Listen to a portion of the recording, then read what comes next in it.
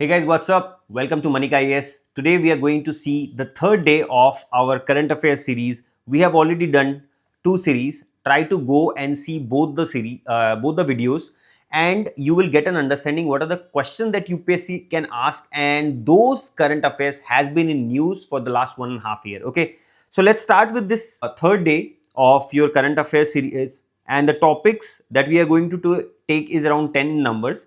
And one more thing that I want to tell you, today is your 4th of April and your prelims paper is on 24th of May. Okay. So this is the thing that you need to know. Around 20 days are left. So for 20 days, you have to make sure that you do your static areas well, your current affairs well, along with that the mock test that you have already solved, and your PYQ का series हमने कर लिया है. 2021, 2022, 2023, 2024 का series हमने किया है. 2025 का ऑफिशियल आंसर अभी आया नहीं है. The moment it comes will try to bring that video to you. Let's get started with this video today. The very first topic that is there is about governors. Governor is one of the key frame in India's political system, or let's say India's federal system. ठीक है, governors हमेशा news में रहते हैं. जैसे कि अभी recently क्या हुआ था, the context of this news is the governors have walked out of Karnataka, Tamil Nadu and Kerala assembly. ठीक है, उन्होंने पूरा जो आपका एक स्पीच होता है, ठीक है, हर सेशन से पहले उन्होंने दिया नहीं था, and they move out of the session. So that is why it has been there in the news. So what has happened, state assembly sessions के टाइम पे वो बाहर आ गए थे. Spark constitutional debates over governor's discretion, ठीक है, versus elected governments authority. ये एक हमेशा कंट्रोवर्शियल इशू रहता है. These incidents test limit of Article 176, that is Governor's Mandatory Address, and Article 163, Aid and Advice of the Council of Ministers. तो Article 163 क्या कहती है? The Governor has always to act on the aid and advice of the Council of Ministers, जिसको हम COM भी कहते हैं. ठीक है, The Governor is the Chief Executive Head of the State. अब ये statement straight forward आपके prelims में आ सकता है, which is the Governor is the Chief Executive State Head of the State. ठीक है, and is appointed by the president under his warrant and hand and seal. It has an independent constitutional office and is not under the control of the subordinate of the union government के subordinate नहीं है, but is appointed by the president as such. ठीक है, the address जो motion of thanks जिसको हम कहते हैं कई बार, is prepared by the state cabinet. बहुत important point है. Again, this is a point that has been there in the news and UPSC can ask it. The address is prepared by the state cabinet, not by the governor personally. The constitutional position of governor under Article 176 clause 1 states that the governor shall address the legislative assembly or both the houses. कहीं कहीं member of legislative assembly दिखता है आपको, कहीं कहीं member of legislative council दिखता है. So not every state has legislative council. There are only few states. For example, Maharashtra में आपके है, बिहार में है, पहले जम्मू एंड कश्मीर का था तो जम्मू एंड कश्मीर में भी था. ठीक है, now तो obviously it doesn't have one. ठीक है, so this is the thing that I want you to know. The address is not personal opinion of the governor. It presents an aid and advice of the Council of Ministers, making it a formal executive function, not a discretionary one. तो जब हम बोलते हैं ना, the governor moved out of his own discretion from the state legislative assembly, so he doesn't have that authority as such. ठीक है, but obviously जब अगर governor ने ऐसा किया है तो it is a breach of trust. After the address, the House discusses the matters referred to it. The discussion is then formally called the motion of thanks, जिसके बारे में अभी हमने बात किया था. ठीक है, at the end of the discussion, the motion is put to vote. If the motion of thanks is defeated, अगर motion of thanks defeat हो गया, this means that the government has to move out of power. ठीक है, vote of no confidence हो गया and the ministry of the government must resign. So this is the political mandate. अब इस table में आप देख सकते हो कॉन्स्टिट्यूशनल आर्टिकल, प्रेसिडेंट और गवर्नर के पास रिलेटेड कुछ है तो आर्टिकल्स पूछ सकती है. जैसे कि अभी रिसेंटली आपके CDS का पेपर हुआ था.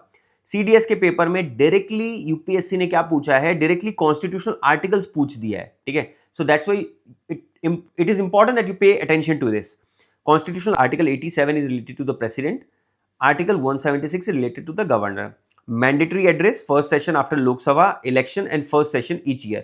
Similarly, यहाँ पे भी Article 176 में क्या है, first session after Assembly elections and first session. For example, आज आपके इलेक्शन का रिजल्ट आया है in your West Bengal, in Tamil Nadu and in certain states such as UT Puducherry. ठीक है, तो वहां पे जब भी कोई नया CM ओथ लेगा तो वहां पे पहला सेशन होगा, तो that has to be addressed by the governor as such. And similarly अगर लोकसभा में कोई नया PM बनता है, for example your prime minister Narendra Modi came into power and he actually took an oath, तो वहां पे आपको first session will be presided by the president. Okay, drafted by union cabinet, यहाँ स्टेट कैबिनेट। ये बहुत इंपॉर्टेंट पॉइंट है, it is not the description of the governor as such, and that is why this topic is very important.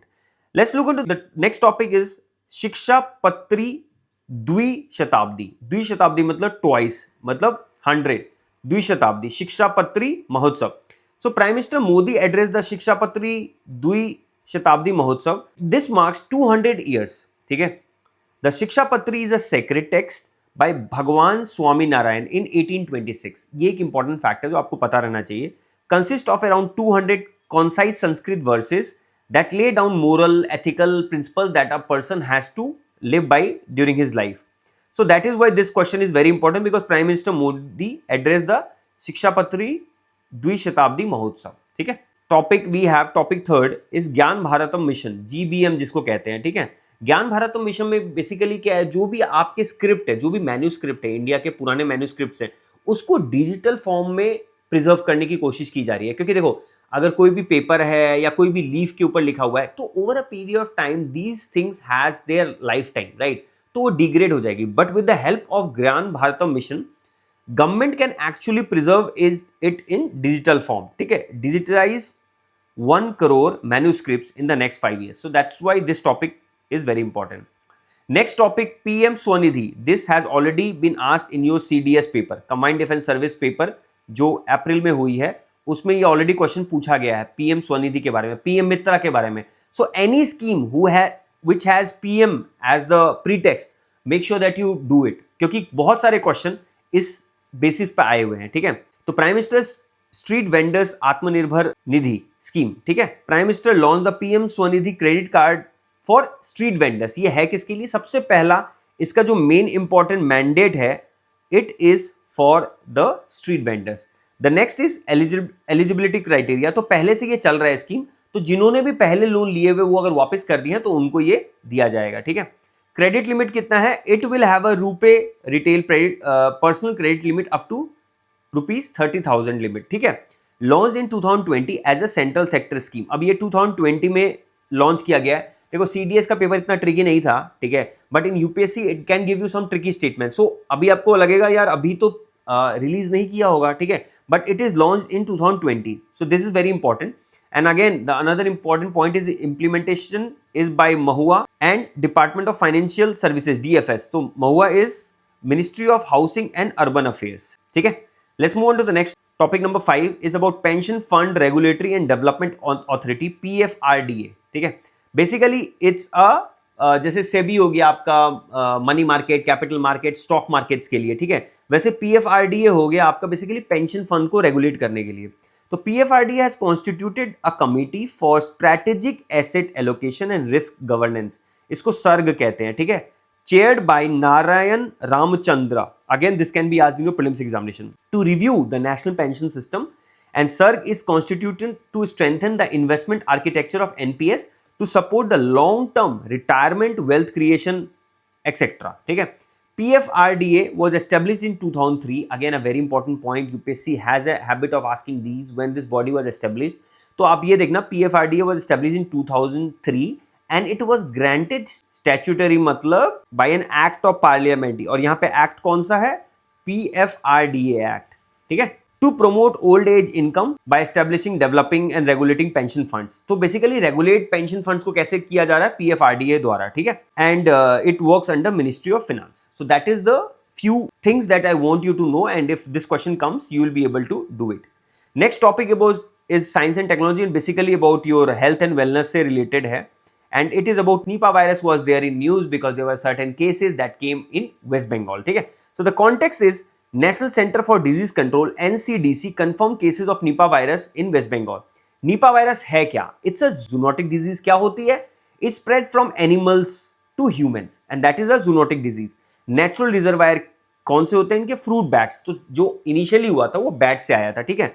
These are also known as flying foxes. Incubation period 4 to 14 days है। Nitty-gritty है, कई बार incubation period के ऊपर UPSC ने question पूछा हुआ है। Early symptoms क्या होता है? फीवर, हेडेक, बेसिकली जो आपके फ्लू के सिम्टम्स होते हैं वही होते हैं, क्योंकि वायरल जो है ना बेसिकली वही सिम्टम्स है जो कोविड के टाइम में सिम्टम्स था, वही सिम्टम्स है by and large.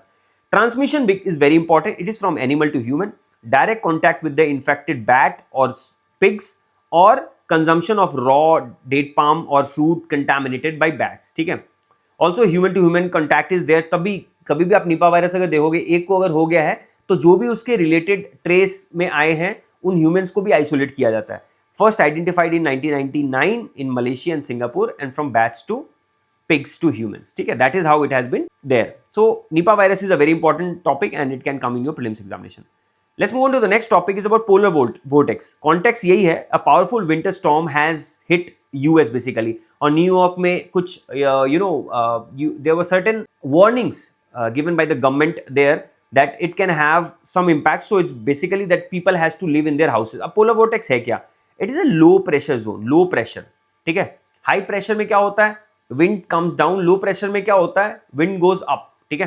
Polar vortex is a large persistent low pressure zone having a mass of extremely cold air contained within the polar regions by the polar front jet stream, ठीक है। अगर jet stream बहुत ज्यादा strong है, polar vortex strong है तो jet stream strong हो जाता है, ठीक है। It's limited to the Arctic circle.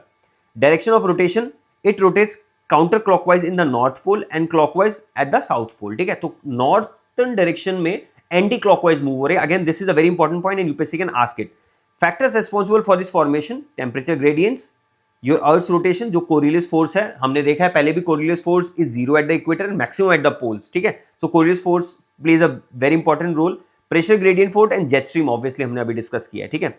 Stability होती है, it keeps the jet stream travelling in a tight circular path tapping cold air, ठीक है।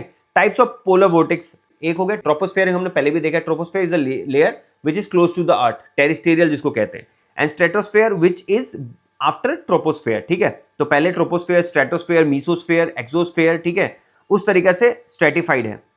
तो बेसिकली पोलर वोर्टेक्स, तो ट्रोपोस्फेयर वाला जो है ना वो इंपैक्ट कर रही है, एंड इसके कारण होता क्या है, the most important thing is impact is ozone depletion is a major fact.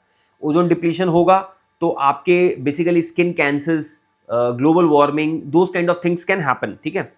Cold weather हो जाता है, तो that is why polar vortex is very important. अब यहां देखो, अगर ये जेट स्ट्रीम है, स्ट्रॉन्ग जेट स्ट्रीम है तो आपका स्टेबल पोलर वोर्टेक्स है। अगर ये मूव किया, वीक जेट स्ट्रीम हुआ, ठीक है, तो ये वेवी स्ट्रक्चर हो जाएगा। This is your wavy structure. Warm air moves north, ठीक है, और यहां पे cold air move south, and that is why आपके यूएस के जो कुछ एरियाज हैं वो इंपैक्टेड हुए थे, ठीक है। The next very important topic is your, agarwood is not a wood as such, basically जब भी ट्रीज में कुछ हार्म होता है तो the trees by default release a certain chemical, a resin kind of structure is released, and because of which it is called agarwood, ठीक है। agarwood value development chain in Tripura. agarwood is a rare highly fragrant wood that forms inside certain trees. It is a dark resin and it acts as a defense system, ठीक है। These rich resin wood is then used to make high value perfume oils, increase in traditional medicines and is traded globally, specially in West Asia and East Asia, ठीक है। North East में इसका बहुत important है, and the first जो scheme है वो भी लॉन्च की गई है त्रिपुरा में। So agarwood is very important, is rare and expensive, and again जैसे हमने लास्ट क्लास में भी देखा है, रेड सेंडस के ऊपर क्वेश्चन है, वैसे अगरवुड के ऊपर भी क्वेश्चन आ सकता है। Next question is your ammonium nitrate. Basically जो आपके रिपब्लिक डे सेलिब्रेशंस जो हुए थे, जहां पे होते हैं Republic day, basically red fort, वहां पे एक बॉम्ब ब्लास्ट हुआ था, ठीक है। तो there ammonium nitrate has been used, around 10,000 kg in ammonium nitrate was used. It is a white crystalline chemical compound that serves as both high nitrogen fertilizer for agriculture and a key ingredient in industrial explosives when mixed with a fuel oil, that is ANFO, ठीक है। तो basically आपको ये याद रखना है ammonium nitrate क्या है, एंड इसका फर्टिलाइजर की तरह यूज हो सकता है, ठीक है, एंड एक्सप्लोसिव्स की तरह भी यूज हो सकता है। तो this is the thing, IEDs, and it can be use as your fertiliser as well, farming के लिए यूज होता है, ठीक है। So that is the most important point that you need to know about it. Next topic and the last topic for the day, topic 10, sea of Japan has been in news. North Korea has fired, North Korea, Kim Jong Un, ठीक है, has fired ballistic missiles towards sea of Japan. The demilitarised zone and the 30th parallel is the border between North and South Korea. ये बहुत important है, DMZ या 30th parallel recently seen in the news. तो आपको ये पूछ सकते हैं, जैसे कि आपका भी स्ट्रेट ऑफ हॉर्मुज न्यूज में है तो सारा ध्यान वेस्ट एशिया की तरफ है, but there can be certain questions on your South China Sea and things like that. तो this is Sea of Japan, this is North Korea, this is South Korea, ठीक है। ये डीमिलिटराइज्ड जोन है जिसको DMZ भी कहते हैं और 30th पैरेलल भी कहते हैं, ठीक है। So this is the thing that I want you to know. This is South Korea, this is North Korea, ठीक है। एंड जो नॉर्थ कोरिया ने अभी फायर किया है वो सी ऑफ जापान की तरफ किया है। अब नॉर्थ कोरिया से आप ये भी देखो, it has direct links with Russia, China की तरफ भी है, ठीक है। And it has fired a missile in sea of Japan and this is Japan, Hokkaido, Honshu, Shikoku, ये सारे इसके आइलैंड हैं जापान के, ठीक है। So this is what you have to do. Kuril islands news में है, सी ऑफ ऑस्टॉक, सैखलिन, ठीक है। ये सारी चीजें रशिया के कुछ पार्ट्स हैं। तो आपको जो भी चीज हो ना, यहाँ पे ध्यान होना चाहिए, व्हाट इज येलो सी, ठीक है। तो these are certain important places in your map work. I hope this video was important for you and you pay a lot of attention to the current affairs also, along with the static and the current affair your PYQs that you are doing, and it will have a very good impact on your prelims examination. So I hope this video was helpful. All the best for your examination.